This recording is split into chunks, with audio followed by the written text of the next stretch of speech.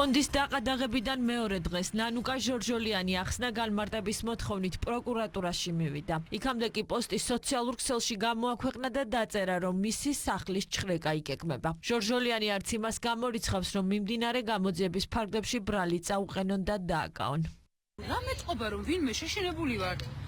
შიში საერთოდ რას ნიშნავს? ანუ ამათი რაღაცნაირი დაპანიკებული, დაუყოვნებლივი ყადაღები მიანიშნებს იმას, რომ ძალიან სწორ გზაზე ვართ. ანგარიშების დაყადაღების მოტივი გაუგებარია ნიკა გილაურის ფონდისთვისაც. თითქმის 24 საათიანი დუმილის შემდეგ ფონდმა განცხადება სოციალურ ქსელში გამოაქვეყნა. ამტკიცებენ, რომ საქმე სამართლებრივი ნონსენსია, რადგან ფონდს ჰუმანიტარული დანიშნულება აქვს. იურისტებთან ერთად განვიხილეთ განჩინება და მათთან კონსულტაციის საფუძველზე გვინდა განვაცხადოთ, რომ აღნიშნული საქმე წარმოადგენს სამართლებრივ ნონსენსს. მოცემული გადაწყვეტილებით ადამიანების თანადგომა ცხადდება დანაშაულად. არადა ფონდის მიზანი სწორედ დაზარალებული ხალხის დახმარებაა. ფონდის საქმიანობას წარმართავს გამჭვირვალედ, მისი საქმიანობა არის საჯარო და კანონთან შესაბამისი. გილაურის ფონდს მხოლოდ მარტის მონაცემებით 156 კანონდარღვევის ჯარიმა აქვს გადახდილი. უფრო მეტი აქვს გაღებული ადამიანის უფლებათა სახლს, რომელსაც 666,000 ლარზე მეტი ადმინისტრაციული სამართალდარღვევა აქვს დაფინანსებული. ჯარიმების გადახდას ვეღარც ფონდი ერთმანეთისთვის შეძლებს. მისი დამფუძნებელი ამტკიცებს, რომ საქმე აბსურდულია. ჩვენ არ ჩაგიგდებთ ხელში ადამიანს, რომელმაც განსაკუთრებით ბოლო პერიოდში სრულიად წარმოუდგენელი რაღაცები აკეთა. არც სხვა ფონდებს. ფონდების ბედი ყველაზე მეტად გვარამიას პარტიას აღელვებს. არ მალავენ, რომ ისინი აქციებში უდიდეს როლს ასრულებენ. საქმის სამართლებრივ ნაწილზე კი ყურადღების გამახვილება არ სურთ. ამბობენ, რომ დაყადაღებული ფონდების საქმეს მოხალისეები გააგრძელებენ და დაშინების ეს მცდელობა ვერ იმუშავებს.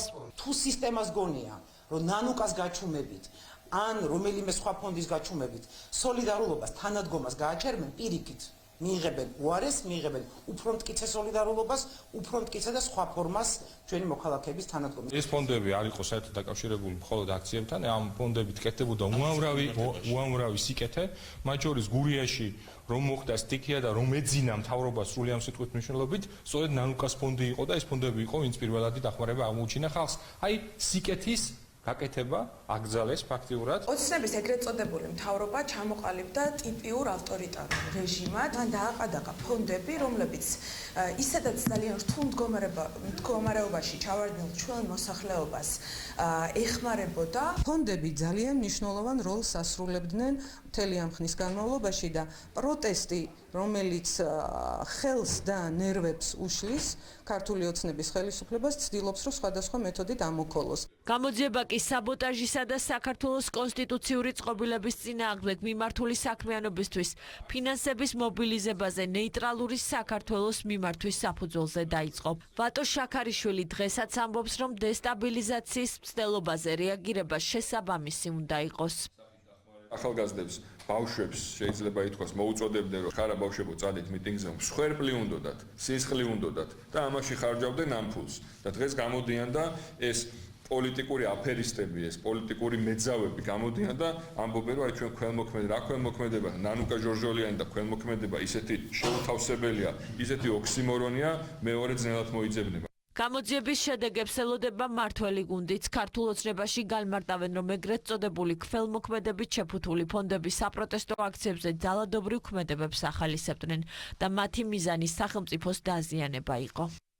როდესაც ამ საკითხებთან მიმართებაში ფონდი პირდაპირ არის ჩართული რაღაც გარკვეული პოლიტიკური პროცესების განვითარების საქმეში, მით უმეტეს თუ ეს საქმე არის იმ სერარის ნაწილი, რასაც რევოლუცია ჰქვია, რასაკვირველია, იგი დამატებით ყურადღებას იმსახურებს. როდესაც რომელიმე კონკრეტულ პირს სახელმწიფო ამ სამართალდარღვევის გამო ან რამე სხვა შესაბამისი გადასტომის გამო მიუჩის ჯარიმას, ხოლო ეს ფონდები ფულს უგროვებენ და უხდიან მას ამ ჯარიმას. ეს არის წარმოუდგენელი რამ, არის სრულიად დემოკრატიული სამყაროსთვის გაუგებარი. ასეთი ტიპის ფონდები, როგორც ჩანს, ახალისებდნენ დანაშაულს, როცა შენ გარანტირებულად გეუბნებია, რომ შეგვიძლია პოლიციას მოლოტოვის კოქტეილი ესრულო და მერე ყოფილი პრეზიდენტი შეგიწყალებს, შენ შეგიძლია ნებისმიერი დანაშაული ჩაიდინო, რომელიც ადმინისტრაციულ ჯარიმას ითვალისწინებს და ამ ჯარიმასაც კი სხვადასხვა ფონდები გადაგიხდიან. ეს იმას ნიშნავს, რომ ისინი ახალისებდნენ ძალადობას. პროკურატურის მიერ დაწყებული გამოძიების ფარგლებში დადგინდა, რომ დანაშაულებრივი ქმედებების ორგანიზებისთვის ფინანსური სახსრების შეგროვება და მიწოდება სწორედ ფონდების მეშვეობით ხდებოდა. საგამოძიებო უწყების ინფორმაციით, ფინანსური რესურსების ძირითადი ნაწილი დანაშაულის ჩასადენად საჭირო ინვენტარისა და საშუალებების შესაძენად იხარჯებოდა.